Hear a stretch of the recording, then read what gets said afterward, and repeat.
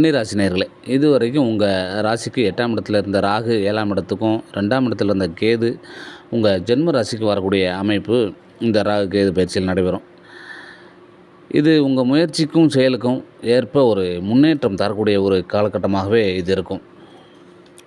அலுவலகத்தில் உங்களோட உயர்வுகளுக்கு உத்தரவாதம் கிடைக்கும்.